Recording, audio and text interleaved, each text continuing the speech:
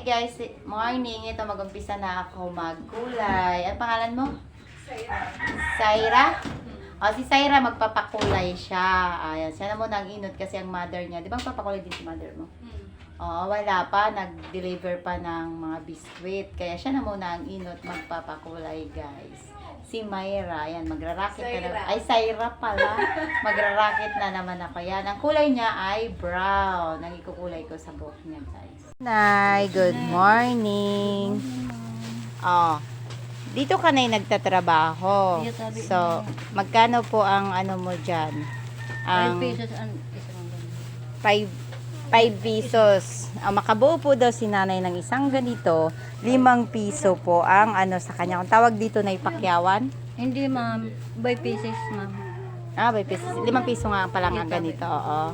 Tapos, ilang, ano ka na dito, Nay? Ilang, Pero bulan na kita ganyan. Pero mas ang taon na dahil.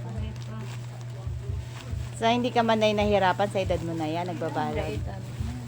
Sanay ako mang sa trabaho. Ah, Kahit bumata pa ako, hmm. mag-aaral ako minsan sarili. Taga dito ka lang, Nay. Itabi ni Hmm. Sa bahay. So, nag-umpisa ka dito anong oras? mga 7 ma'am. Mga 7. Anong oras ka nag-out? Mga, depende ma'am kung maubos ang ano. O, naka sa isang araw, nakamagkano ka? Minsan ma'am, hindi ako nagkaka 100. Ay, hindi ka naka 100. Ay, guys, hindi daw naka 100 si nanay sa isang araw. So, hindi mo pa siya napapa 100.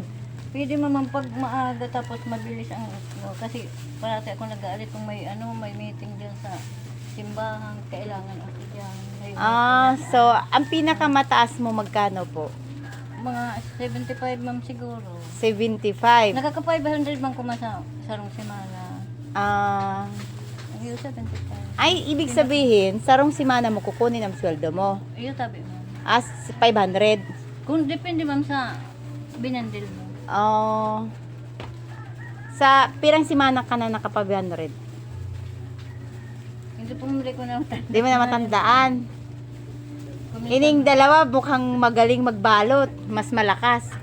Magaling sila ma'am. Malakas yan ma'am. Ay, malakas. Umabot siya ng ilang simana. Ang isang simana magkano? Naka 1,000.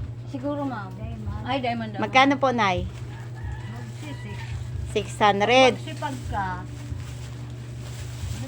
Madami. O, yung hubin-hubin doon, ikaw, be, naka 1,000 ka na ba sa isang linggo? Hindi. Ay, anak mo, hindi rin siya. 700. Asawa.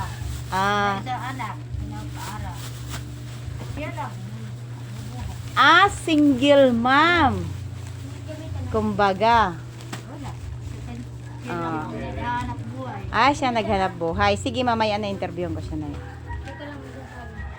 Yan, si tatay, napakabait naman ni tatay kasi mabait ba si tatay naging amo sa inyo? Ay, siyempre ma'am, hindi ako report.